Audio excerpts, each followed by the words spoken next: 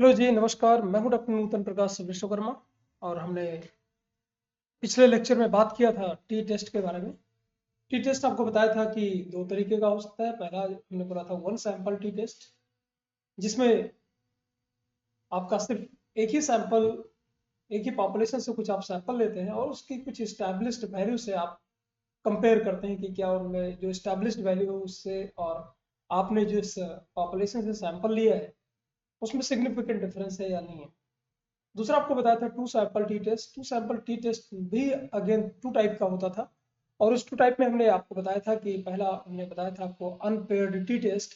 Unpaired T test में हमने ये देखा था कि अगर दो अलग अलग ग्रुप हैं तो उनके मीन में सिग्निफिकेंट डिफरेंस है या नहीं है। तो उसके लिए हमने कुछ एग्जाम्पल्स भी किए थे और वीडियो में के लास्ट में कुछ क्वेश्चन भी मैंने दिए थे। शायद उम्मीद करता हूँ कि आपने सॉल्व कर लिए होंगे। तो आज हम नेक्स्ट पढ़ने जा रहे हैं। जो दूसरा टाइप है उसे हम बोलेंगे पेयर्ड टी टेस्ट। तो पेयर टी टेस्ट के केस में क्या होता है कि सेम ही ग्रुप होगा, उसी में दो बार हम कुछ वर्कआउट करेंगे। जैसे एग्जांपल के लिए आपको बताता हूँ कि सपोज मान लेते हैं कि कुछ सैंपल लिए आप, मान लिया 10 लोगों का आपने ग्रुप लिया और उन 10 लोगों के जो ब्लड प्रेशर है वो आपने मेजर किया। मान लिया उन लोगों को जो प्रॉब्लम है वो हाई ब्लड प्रेशर की प्रॉब्लम है। तो हाई ब्लड प्रेशर की प्रॉब्लम है तो आपने उन 10 लोगों के ब्लड प्रेशर आपने एक निश्चित समय पर ब्लड प्रेशर सबके लिए, और फिर उनको हम रेगुलर प्रैक्टिस करवाते हैं कि चलो भाई योगा करिए आप। तो योगा करें या आयुर्वेद का कोई ट्रीटमेंट ले, तो योगा सपोज उनको 1 महीने तक करवाया आपने और 1 महीने के बाद आप ये प्रूव करना चाहते हो कि क्या योगा के पहले जो बीपी था और योगा के 1 महीने के बाद जो बीपी है, क्या दोनों में सिग्निफिकेंट डिफरेंस है या नहीं है। क्या मतलब क्या हम कंक्लूड क्या करना चाहते हैं कि क्या योगा का ब्लड प्रेशर को नॉर्मल करने में कोई हेल्प मिलती है या नहीं मिलती है। इसको अगर आप स्टैटिस्टिकली प्रूव करना चाहें तो कैसे करें। इसका मतलब ये हुआ कि जो हमने 10 लोगों का सैंपल लिया, एक ग्रुप है से जो पेशेंट्स को, तो उनका हमने पहले लिया, पहले का डेटा और बाद का डेटा, तो ग्रुप तो एक ही है लेकिन आपने किया कितना, मेजरमेंट कितनी बार आपने जो रीडिंग ली वो कितनी बार ली, 2 बार ली। तो सेम ही ग्रुप पे या सेम ही सैंपल पे आप 2 बार वर्क करें, बिफोर एंड आफ्टर, और दोनों के रिस्पॉन्सेस में जब आपको कभी कंपेयर करना हो, स्टैटिस्टिकली प्रूव करना हो कि उनमें सिग्निफिकेंट डिफरेंस है या नहीं है, तो इस तरीके के टेस्ट को हम कर सकते हैं with the help of unpaired T test.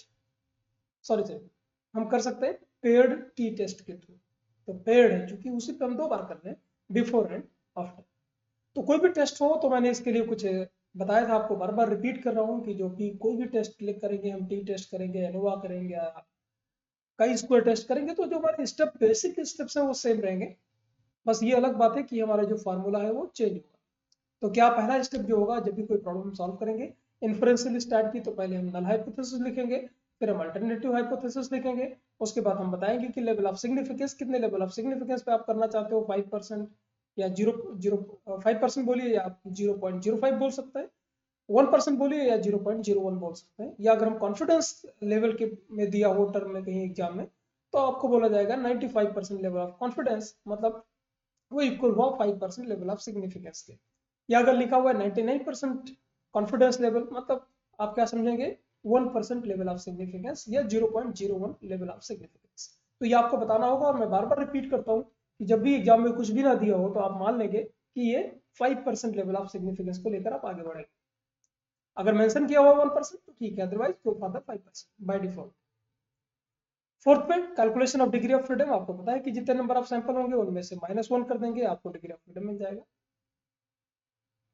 Fifth पे जाएंगे आप, सिलेक्शन ऑफ टेस्ट स्टैटिस्टिक्स। अब आप फार्मूला वगैरह जो भी होगा आप उसकी वैल्यू कैलकुलेट करेंगे। और सिक्स स्टेप पे आप देखेंगे कि जो टेबल की वैल्यू है, जो स्टैंडर्ड वैल्यू है, आपको बताया था कि जब भी टी टेबल की वैल्यू आपको देखनी हो तो बायोस्टैट या स्टैट की किसी भी बुक के लास्ट में आपको टी टेबल मिल जाएगी, और वहां पर जाकर आप स्टैंडर्ड वैल्यू निकाल सकते हैं, देख सकते हैं टेबल से। और वो जो वैल्यू होगी वो, उसको देखने के लिए दो चीजों की जरूरत पड़ेगी आपको। पहला आपको लेवल ऑफ सिग्निफिकेंस और दूसरा आपको जरूरत पड़ेगी डिग्री ऑफ फ्रीडम की। तो अगर ये दोनों चीजें हैं तो आप आराम से टेबल से वैल्यू देख सकते हैं। हमने लास्ट लेक्चर में आपको टेबल की वैल्यू कैसे देखते हैं वो भी बताया था, यहाँ पर भी वापस बता दूंगा एक बार। ये आपने देख लिया। फिर नेक्स्ट स्टेप है decision about the null hypothesis based on the significance of the test statistics. मतलब क्या हुआ, अब आपने जो वैल्यू कैलकुलेट की है और जो टेबल की वैल्यू ली है उनके बेसिस पर अब आप डिसीजन लेंगे, और डिसीजन लेने के बाद आप लास्ट में कंक्लूजन लिख सकते हैं कि आपका जो पूरा एक्सपेरिमेंट रहा उसका कंक्लूजन क्या हुआ। तो चलिए हम आगे देखते हैं कि पेयर टी टेस्ट कैसे करेंगे, इसके स्टेप्स क्या है। तो कहाँ पे अप्लाई होता है ये? It is applied to pair data of independent observation. दोनों जो ऑब्जर्वेशन है वो इंडिपेंडेंट होने चाहिए from one sample only when each individual gives a pair of observation. जैसे एग्जांपल को देखते हैं, to study the role of a factor और cause when the observation are made before and after its play. जैसा मैंने आपको बताया था कि योगा, तो लोगों का बीपी आपने पहले लिया और कुछ दिन का बाद उनका योगाभ्यास करवाया और बाद में फिर वापस उनका बीपी मेजर किया, और आप देखना चाहते हैं कि पहले की बीपी में और अभी के बीपी लेवल में क्या कोई डिफरेंस है, क्या सिग्निफिकेंट डिफरेंस है या नहीं है। और दूसरा एग्जांपल देखिए, to compare the effect of two drugs given to same person, है ना। दो ड्रग्स जो है वो सेम पर्सन को दे रहे हैं, पहले मान लिया बीपी को नॉर्मल करने के लिए आप कोई मेडिसिन दे रहे हो, तो दो कंपनी की अलग अलग मेडिसिन है। तो पहले हम नॉर्मल उनका जो बीपी बढ़ा हुआ है पेशेंट का वो मेजर करते हैं, फिर हम एक पर्टिकुलर ड्रग देंगे, उसका रिस्पॉन्स मेजर करेंगे, और हम बाद में क्या कर सकते हैं, दूसरी कंपनी का भी दे करके एक से इंटरवल के बाद हम दूसरी कंपनी का भी देंगे, और जो कंपनी ए का रिस्पॉन्स है कंपनी बी वाले ड्रग का रिस्पॉन्स है, उनको हम देखना चाहते हैं कि क्या दोनों में सिग्निफिकेंट डिफरेंस है या नहीं है लोअरिंग ऑफ ब्लड प्रेशर। तब देखिए, to compare the result of two different laboratory techniques, या to compare the observation made at two different sites in the same body. तो ऐसे बहुत सारे एग्जांपल्स हो सकते हैं जहां पर आप पेयर टी टेस्ट का यूज कर सकते हैं। तो पेयर टी टेस्ट का हम वर्किंग स्टेप्स क्या होगा, इसमें क्या करेंगे, find the difference in each set of paired observation before and after. तो यहाँ पर मैं क्या करता हूँ, बिफोर को यहाँ पर थोड़ा सा चेंज करता हूँ, बिफोर वाले वैल्यू को मैं वाई मान लेता हूँ, और जो बाद की वैल्यू है आफ्टर वाली वैल्यू को मैं वाई मान लेता हूँ, आपको कंफ्यूजन से बचाने के लिए।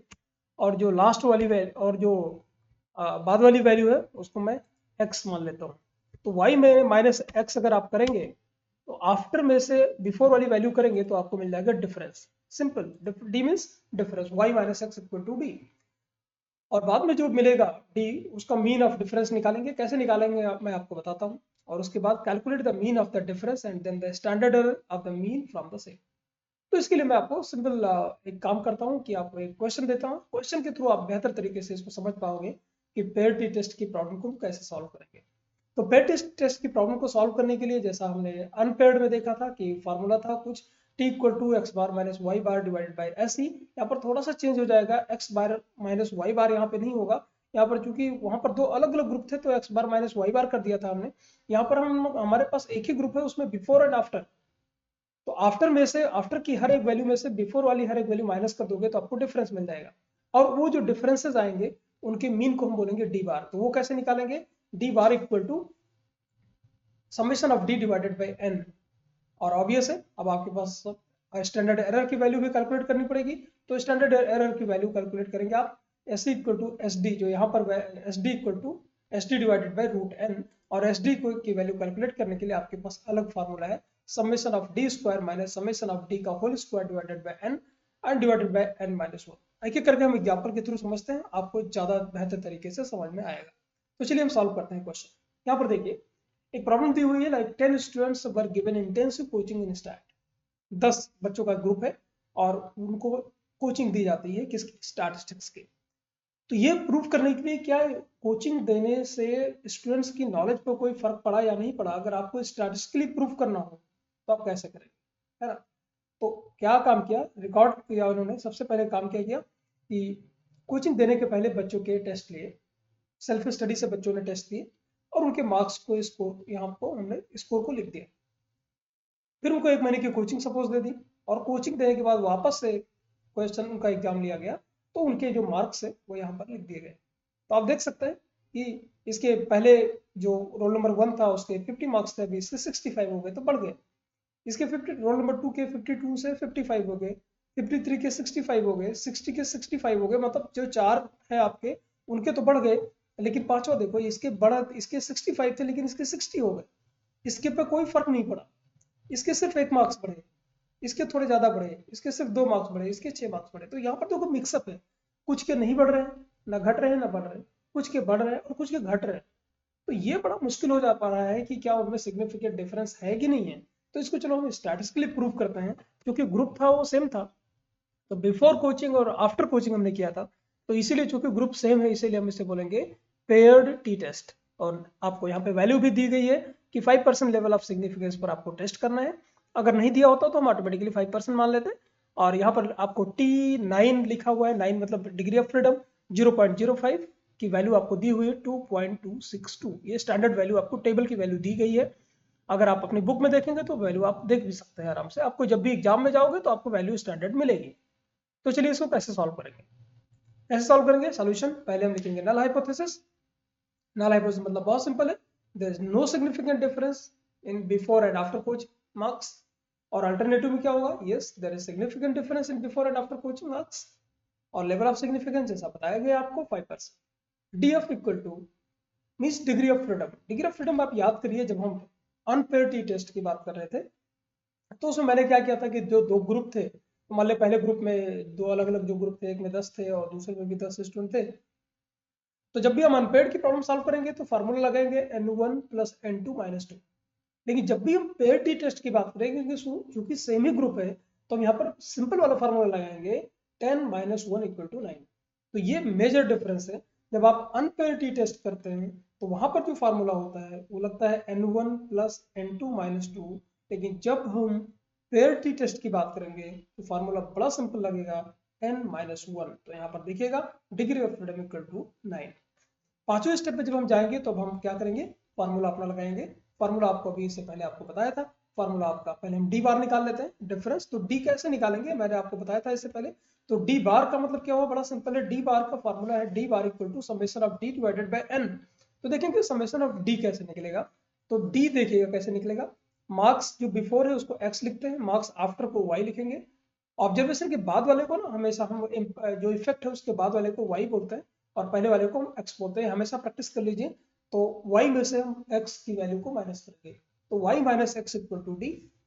तो 65 minus 50 equal to 15, 55 minus 52 equal to 3। With negative sign अगर कहीं पर आएगा तो वो भी लिखेंगे आप। जैसे यहाँ पर 60 माइनस 65, तो ये विद माइनस साइन हो जाएगा -5। तो अगर ये जो d है आपको दिखाई पड़ रहा हो, ये डिफरेंस अगर इस सबको हम ऐड कर दें, सम कर दें, तो आपको मिल जाएगा समेशन ऑफ d। तो समेशन ऑफ डी अगर आप इनको सम करेंगे तो देखिएगा 15 प्लस 3 18 प्लस 12 30, 30 प्लस 5 35, 35 में से means -5 means 30 again, plus 1 31, plus 13 means 44, 44 plus 2 46 and 46 plus 6 equal to 52। तो समेशन ऑफ डी आपको मिल गया 52।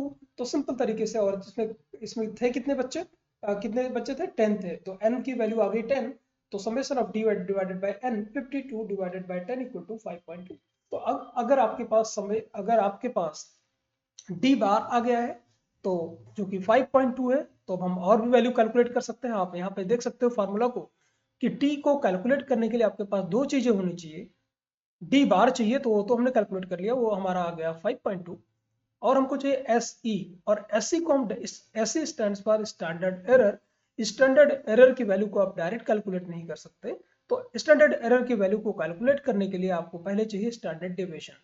तो पहले हम स्टैंडर्ड डेविएशन कैलकुलेट कर लेते हैं, और स्टैंडर्ड डेविएशन की वैल्यू जो हमारे पास आ जाएगी तो हम स्टैंडर्ड एरर की वैल्यू कैलकुलेट कर लेंगे।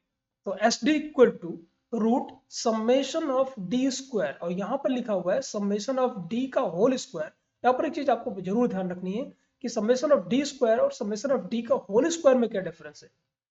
तो समेशन ऑफ डी, तो समेशन ऑफ डी आपने अभी निकाला, यहाँ पर देखिए समेशन ऑफ डी मतलब जो सारी वैल्यू थी डी की, इनको आपने ऐड किया तो 52 आ गया। तो 52 का whole square divided by n की जगह पे 10 रखा, लेकिन यहाँ पे पूछ रहा है समेशन ऑफ डी स्क्वायर, मतलब डी स्क्वायर का सम करना है। तो डी स्क्वायर का सम करने के लिए आप क्या करेंगे, डी स्क्वायर का सम करने के लिए देखिए ये डी है, तो डी स्क्वायर का सम कैसे करोगे, पहले तो आपको डी स्क्वायर निकालना पड़ेगा। तो 15 का डी स्क्वायर करेंगे कितना आएगा 225, 3 का 9, 12 का 144, 5 का 25, -5 का भी 25, 1 का 1, 13 का 169, 2 का 4, 6 का 36। तो ये इंडिविजुअल डी स्क्वायर हैं, इन सबको अगर मैं ऐड कर देता हूं तो मुझे मिल जाएगा समेशन ऑफ डी स्क्वायर। तो ये मेन डिफरेंस है समेशन ऑफ डी स्क्वायर में और समेशन ऑफ डी का होल स्क्वायर में। तो समेशन ऑफ डी स्क्वायर आपकी वैल्यू जो आपकी आ रही है, यहाँ पर जो हमने ऐड किया, कैलकुलेटर का यूज कर सकते हैं, वीडियो को आप पॉज कर सकते हैं, आप क्रॉस चेक कर सकते हैं, और इसी तरह से आप यूज करेंगे। तो ये 638 ये वैल्यू हमने यहाँ पे रखी। माइनस 52 का स्क्वायर किया तो आपका 2 जो भी वैल्यू आपकी आ रही है 52 का जो स्क्वायर होगा डिवाइडेड बाय 10 करेंगे तो 52 का स्क्वायर आएगा 2704 डिवाइडेड बाय 10 तो ऑब्वियस वैल्यू आएगी 270.4 और 10 माइनस 1 आएगा 9। इसको जब आप सॉल्व करते हैं तो आपको एसडी मतलब स्टैंडर्ड डेविएशन की वैल्यू मिलती है 6.39। अब आपके लिए स्टैंडर्ड एरर की वैल्यू कैलकुलेट कर पाओगे आप। Standard error equal to standard deviation divided by root N और रूट एन की जगह पर आपको 10 रखेंगे तो 6.39 डिवाइडेड बाय 10 ये आपकी जो वैल्यू आएगी रूट 10 ये आएगी 2.02। अब आप डी बार की वैल्यू 5.2 यहाँ पे है, ऐसी स्टैंडर्ड एरर की वैल्यू आपके पास है 2.02। आप इसे सॉल्व करेंगे तो आपको फाइनल वैल्यू जो कैलकुलेटेड वैल्यू है वो आपको मिलेगी 2.57। तो आप देखिएगा जो क्रिटिकल वैल्यू हम लिख रहे हैं tabulated value at 5% level of significance for 9 degree of freedom is 2.262। अगर आप देखना चाहते हैं खुद से तो आप देख सकते हैं 5% level of significance 9 degree of freedom। अगर आप बुक के लास्ट में जाएंगे तो आपको टेबल मिल जाएगी। आप टू टेल की वैल्यू देखना, मैं कभी किसी लेक्चर में जरूर डिस्कस करूंगा कि टू टेल और वन टेल प्रॉब्लम क्या होती है। अभी फिलहाल जितनी सारी प्रॉब्लम्स मैं करवा रहा हूँ चाहे वो अनपेड टी टेस्ट हो या पेड टी टेस्ट हो या वन सैंपल टी टेस्ट जो भी मैं बताने वाला हूँ सब में हम सिर्फ और सिर्फ टू टेल की प्रॉब्लम्स करवा रहे हैं। तो 0.05 मीन्स ये आपको क्या दिखा रहा है 0.05 मीन्स डिग्री ऑफ फ्रीडम कितना है 5%, सॉरी लेवल ऑफ सिग्निफिकेंस कितना है 5%। और आपके पास डिग्री ऑफ फ्रीडम कितना भी कैलकुलेट किया आपने 9, तो 9 से आप इधर आगे बढ़ना शुरू करिए और वहां पर जहां पे इंटरसेक्ट करेगा 5% ये आप देख सकते हैं ये 9 के पैरेलल में चला ये 2.262 और यहाँ पे 0.05। तो आप देख सकते हैं कि 9 डिग्री ऑफ फ्रीडम के लिए 5% लेवल ऑफ सिग्निफिकेंस की जो वैल्यू है वो है 2.262।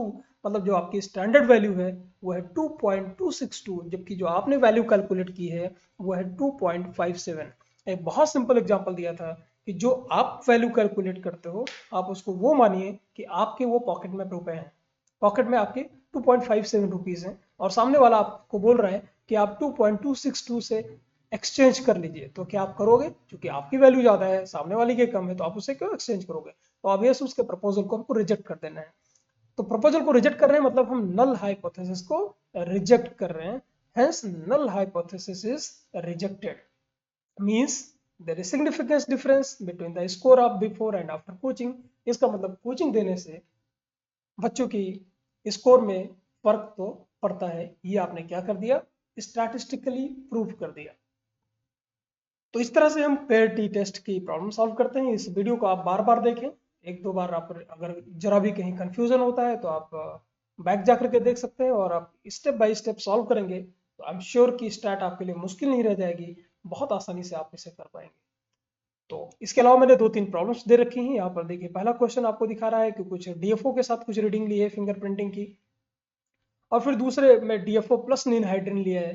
तो मतलब सेम ही का फिंगरप्रिंट्स लिए हैं, पहले डीएफओ का कॉम्बिनेशन और बाद में क्या किया डीएफओ प्लस निनहाइड्रिन। तो आपको देखना है कि क्या दोनों में सिग्निफिकेंट डिफरेंस है या नहीं है। ऑब्वियस है सेम ही ग्रुप है तो आप पेयर टी टेस्ट लगाएंगे और यहाँ पर कुछ 95% कॉन्फिडेंस लिखा हुआ है, is there difference at the 95% confidence level. इसका मतलब क्या हुआ चाहे आप ये लिखें या लिखा हो 5% लेवल ऑफ सिग्निफिकेंस, दोनों एक ही चीज है। तो आप इस प्रॉब्लम को सॉल्व करके मुझे बताइए कि आपका आंसर क्या आता है।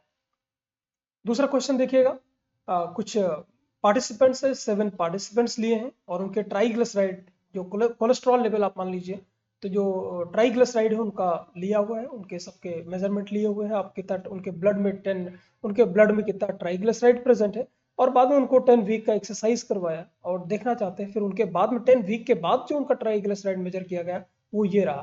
तो आपको ये बताना है कि क्या दोनों में सिग्निफिकेंट डिफरेंस है या नहीं है, ये आपको स्टैटिस्टिकली प्रूव करके देना है ना। तो ऑब्वियस है इससे पता चलेगा कि क्या जो एक्सरसाइज है उसका इम्पैक्ट होता है ट्राइग्लिसराइड के लेवल को कम करने में या नहीं होता है। या आप इस क्वेश्चन को सॉल्व करके बताइएगा। और यहाँ पर जो कि कोई भी लेवल ऑफ सिग्निफिकेंस नहीं दिया हुआ है तो बाय डिफॉल्ट आप कितना मान लेंगे 5%। तीसरा क्वेश्चन भी आपको दिखा रहे हैं, कुछ 6 patient with renal disease underwent plasmapheresis, है ना, जिसको रीनल डिजीज है किडनी की प्रॉब्लम्स है उनको कुछ प्लाज्मोफेरेसिस गया है।